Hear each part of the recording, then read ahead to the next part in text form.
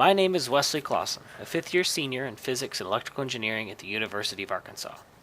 I have never taken an art class before this one, and although I wasn't sure what to expect, I've thoroughly enjoyed learning about how art has progressed through the years.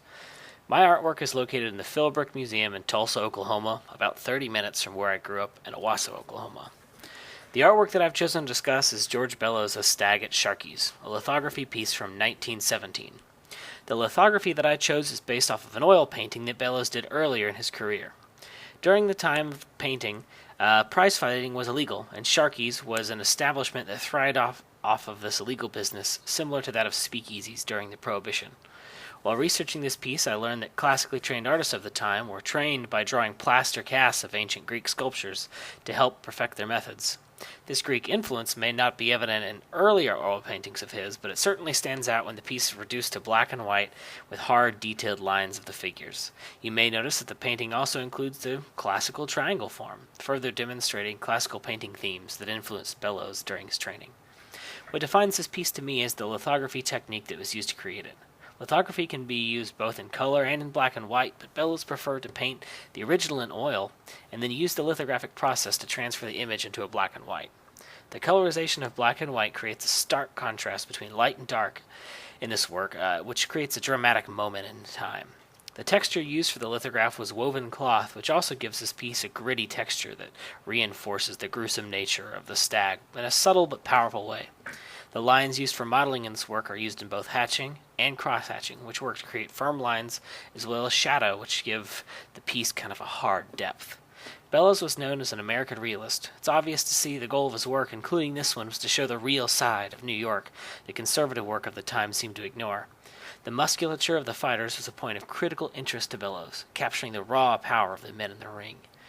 The techniques used to do this are the triangle construction, distinct line work, sharp angles, and cross-hatching.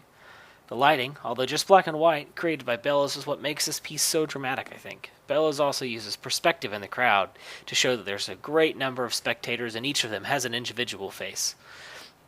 Again, the use of cross-hatching, as well as the black and white color, helps represent the crowd being as almost violent as the fighters themselves. Stepping aside from formalism, though, and into the biographical aspects of the lithograph, you can analyze much about the life and thoughts of George Bellows. The amount of detail that went into creating the athleticism of the fighters and the violent nature of the crowd can only be reproduced that accurately if Bellows frequented these venues. Bellows was an athlete throughout his life and was described as a macho, all-American painter, which I believe shows in this piece. What kind of relationships that Bellows had with the stag fights is unknown, but he might have had some deep appreciation and love for the sport as he was able to create such vivid imagery on the matches. Although out of his 700 works, only 6 were on the subject of boxing, I think those are the ones that stand out the most because he was most passionate about the sport. A Stag at Sharkey's, as well as the rest of Bellows' work, can be categorized as American realism. Although not explicitly discussed in the textbook, this ism is very similar to the 19th century realism in Chapter 23. 19th century realism was marked by the rising of a lower class throughout various societies and a shift of artistic focus to the lower class citizens, and the industrial and the farm workers, rather than the idyllic scenes of the Romantic era.